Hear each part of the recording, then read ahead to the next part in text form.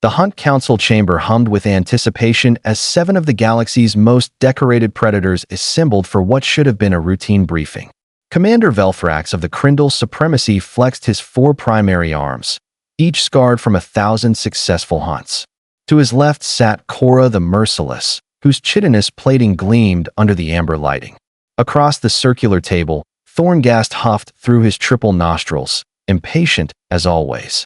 "Gentlemen, lady, and honored carnivores," announced High Arbiter Xyloth, his translucent form shimmering with barely contained amusement.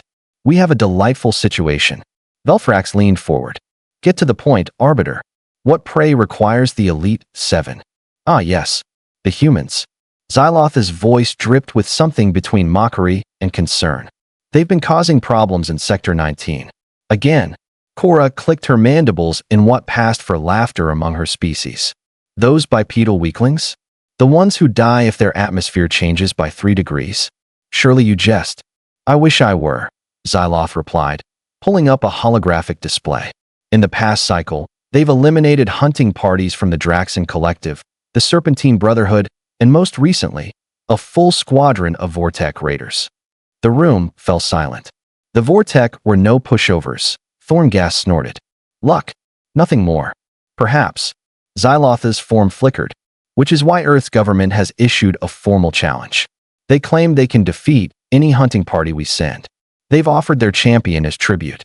1 human against all 7 of you. Now that got everyone's attention. 1. Velthrax's laugh echoed through the chamber. "They send 1 soft-skinned mammal against the greatest hunters in known space? This is insulting." "I thought so too," Xyloth admitted, "until I reviewed her file." The hologram shifted, displaying a human female with dark hair pulled back in a practical knot. She looked unremarkable by galactic standards. No natural armor, no venom glands, no thermal vision. Just a creature standing roughly 2 meters tall with a smile that seemed entirely too calm. Her designation is Maya Torres. Age 32, standard cycles. Former military specialist for Earth's Special Operations Division. Survival rate in hostile territory, 99.7%. Confirmed eliminations. Xyloth paused for effect. 412. "Impossible," Cora hissed. "The records don't lie. She's volunteered to be dropped on Hunting World 7 alongside your party. Standard rules apply. 7 planetary rotations. Last one standing wins. If she survives, humanity gains automatic exemption from all hunting contracts. If you eliminate her, Earth becomes open territory for premium hunts. Forever." Velthrax studied the human's image. Something about her eyes bothered him. They held no fear, no hesitation. Just cold calculation. "When do we begin?" he asked. "Transport leaves in 6 hours. I suggest you prepare." Xyloth's form began to fade. "Oh, and gentlemen, one more thing." "What?" Thorngast growled. "She requested 1 personal item be allowed. A small container. We scanned it. Completely harmless. Something called coffee, apparently. A mild stimulant beverage." "Pathetic," Cora muttered. "She'll need more than beverages when I tear her spine out." "That's the spirit," Xyloth chirped. "Do try to make it entertaining for the broadcast networks. The whole galaxy will be watching." 6 hours later, Hunting World 7's crimson sky greeted 8 predators as they materialized on opposite ends of the continent. The planet was a nightmare of dense jungles, acidic rivers, and fauna that considered most sentients a light snack. Perfect conditions for a hunt. Velthrax immediately began coordinating his team through neural link. Standard formation. Cora, take point with your sensory array. Thorngast, aerial reconnaissance. We surround and compress. Simple, efficient, deadly. Understood. Came the chorus of replies. They moved through the jungle like shadows, decades of experience guiding each step. Within 2 hours, they'd eliminated 3 native apex predators without breaking formation. "This human stands no chance," Cora transmitted. "My sensors detect nothing except local wildlife." "Stay alert," Velthrax warned. "Overconfidence kills more hunters than actual prey." They pressed deeper into the jungle as the twin suns began their descent. That's when Thorngast's aerial report came through. "Commander, I found something. A clearing, 2 kilometers northeast. Signs of recent activity." "Show me." The shared visual feed revealed a small campfire, still smoldering. Next to it sat that container Xyloth had mentioned, along with a handwritten note pinned to a tree with a combat knife. Velthrax approached cautiously, reading the crude translation rendered by his implant. "Dear hunters, thanks for accepting my invitation. The coffee's a gift. You'll need the energy. See you soon. P.S. You're standing in a trap." Surprise! The ground erupted beneath them as shaped charges detonated in perfect sequence, launching all 7 hunters 30 meters in different directions. Non-lethal, Velthrax realized as he crashed through branches, but devastating to their formation. As he struggled to his feet, his comm crackled with a new voice. "Human. Female. Amused. Hi there. Welcome to my jungle. I'd shake hands, but you know how it is. Busy schedule, lots of hunting to do. Oh, and for what it's worth, you guys really shouldn't cluster together like that. Tactics 101 people." Velthrax roared his fury into the darkening sky. Somewhere out there, invisible and confident, the human was laughing. The hunt had begun, and for the first time in his long career, Commander Velthrax realized he might actually be the prey. 3 planetary rotations had passed, and the Elite 7 had become the struggling 4. Cora had vanished first, her screams cutting through the neural link before abrupt silence. They'd found her sensory array helmet mounted on a spike with another note that read, "Click yourself. 1 down." Thorngast had lasted until rotation 2 before his aerial advantage became his downfall. Maya had somehow rigged the canyon winds with pressure sensors and monofilament wire. His wings were discovered neatly folded beside his favorite perching rock. No body, just wings and a thermal flask of something called hot chocolate with a tag saying, "Fly safe." The third elimination had been Grexis the Silent, their infiltration specialist. Nobody even knew how she'd managed it. He'd simply stopped responding, and they'd found his cloaking device disassembled into component parts, arranged to spell out, "Better luck next time," in galactic standard. Now Velthrax crouched in a cave network with his remaining team. Cormith the Tracker, SYX9 the Combat Synthetic, and Alara the Brute. 4 of the galaxy's finest, reduced to hiding like frightened younglings. "This is madness," Cormith hissed, his thermal pits flaring nervously. "She's everywhere and nowhere. My tracking sensors detect nothing except local fauna, but she's eliminated 3 of us without leaving traces. She's just one human," Alara rumbled, though her confidence sounded hollow. "Flesh and bone. Breakable. Is she, though?" SYX9's optical sensors whirred thoughtfully.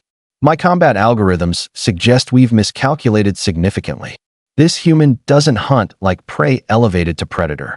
She hunts like something that invented hunting." Velthrax wanted to argue, but couldn't. Every tactical manual he'd studied, every hunting doctrine he'd mastered, assumed the prey would run, hide, or fight desperately. Maya Torres did none of those things. She played. His comm crackled again. That voice, always cheerful, always 3 steps ahead. "Evening, folks. How's the camping trip going? Listen, I've been thinking.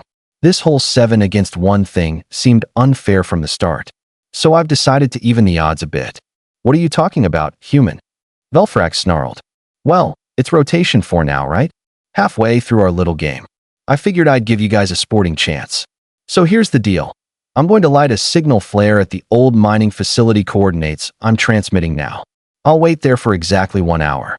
You can bring all your weapons, all your tactics, everything you've got. Fair fight. Face to face. What do you say?" Cormith's pits flared with suspicion. "It's obviously a trap." "Of course it's a trap," Maya replied cheerfully. Apparently, she could hear them. "How? But here's the thing. It's also your only chance. You keep hiding, I keep picking you off 1 by 1. Or you take the fight to me on ground of my choosing. Either way, this ends. Your call, Commander." The transmission ended. Velthrax studied his remaining team. They were exhausted, demoralized, and terrified. But they were still the elite. Still hunters. And she was right about one thing. Waiting meant death. "We go," he decided. "Full assault formation. Whatever trap she's prepared, we overwhelm it with superior firepower." They moved through the jungle toward the abandoned facility, weapons charged and ready. The structure loomed ahead, a rusted monument to some long-dead civilization's industrial ambitions. And there, in the central courtyard, sat Maya Torres on a supply crate, sipping from her thermal container. She waved when she saw them. "You actually came." Fantastic. I was worried you'd chicken out. Get it? Chicken? Because Earth has these birds called. She noticed their expressions. Tough crowd. Okay, let's do this. You're alone, SYX9 observed, scanning for hidden threats. No traps detected. No support systems. Illogical. Yeah, about that. Maya set down her drink and stood, stretching casually. I wanted you to understand something before this ends. You guys think you're apex predators because you're strong, fast, or have fancy tech. And sure, that helps. But you know what humans have that makes us really dangerous? Enlighten us, Velthrax growled. Spite. She grinned. Pure, concentrated, weaponized spite. See, my planet? We're not the strongest. We're not the fastest. We don't have natural armor or venom or any of that cool stuff you all got. You know what we have? We have the absolute audacity to look at something that can kill us and say, yeah, but can you do it twice? Enough talk. Alara charged forward, her massive frame shaking the ground. Maya didn't move until the last possible second, then sidestepped with impossible precision. As Alara crashed past, the human tapped something on her wrist device. The courtyard's floor panels dropped away, revealing a pit filled with the planet's most aggressive carnivorous plants. Alara's roar echoed as she fell, quickly silenced by feeding sounds. 3. Maya counted. Cormith and SYX9 opened fire simultaneously, energy bolts converging on her position. She was already moving, using the facility's structural supports for cover with movements that seemed almost prescient. Here's what you never understood, she called out between explosions. You hunt for sport, for honor, for tradition. We humans? We hunt because something had the bad manners to threaten us first. And we take that personally. She emerged from cover, and Velthrax finally saw what she'd been carrying. Not advanced weaponry or shields. A simple projectile rifle, Earth-made, probably older than most of the hunter's .1 shot. Cormith's thermal pits exploded in chemical foam, blinding him. He stumbled into SYX9, and both collapsed in a tangle of limbs and circuitry. Your synthetic friend is just disabled, Maya said, walking toward Velthrax calmly. And your tracker will be fine once the foam dissolves. But you and me, Commander? We're going to have a conversation. Velthrax activated every weapon system he had, targeting locks, screaming confirmations. I can kill you 20 different ways from this position. Probably, she agreed, still approaching. But here's the thing about humans. We're really good at making sure if we go down, we're taking you with us. It's kind of our signature move. She was close now, within striking distance. Her eyes met his, and Velthrax finally understood what had bothered him about her image in that briefing. Those weren't the eyes of prey. They were the eyes of Earth's true apex predator. Something that climbed to the top of its food chain through sheer determination and creative violence. So, Maya said pleasantly, do you want to keep fighting? Or do you want to tell your fancy hunt council that maybe, just maybe, they should leave humanity alone? Velthrax's weapons powered down. Not from fear, but from understanding. We yield. Smart. She tapped her calm. High Arbiter Xyloth, you getting this? Every moment, came the amused reply. Most entertaining hunt in centuries. Earth's exemption is granted. Congratulations, Miss Torres. Maya offered her hand to Velthrax. After a moment's hesitation, he took it. No hard feelings, she said. You guys are great hunters. But humans? We're survivors. And we're really annoying about it.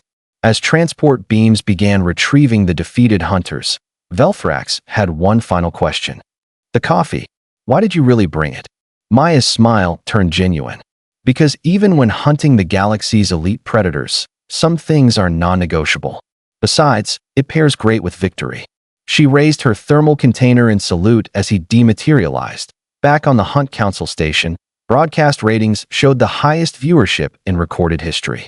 And throughout the galaxy, hunting parties quietly removed Earth from their target lists. Humanity had sent their message, delivered by one woman with a rifle and absolutely zero patience for being anyone's prey. The hunt was over, and everyone now knew exactly who had won.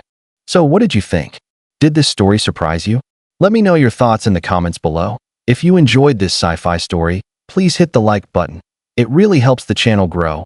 And don't forget to subscribe for more mind-blowing science fiction stories every week. Turn on the notification bell so you never miss an upload. Thanks for watching, and I'll see you in the next story.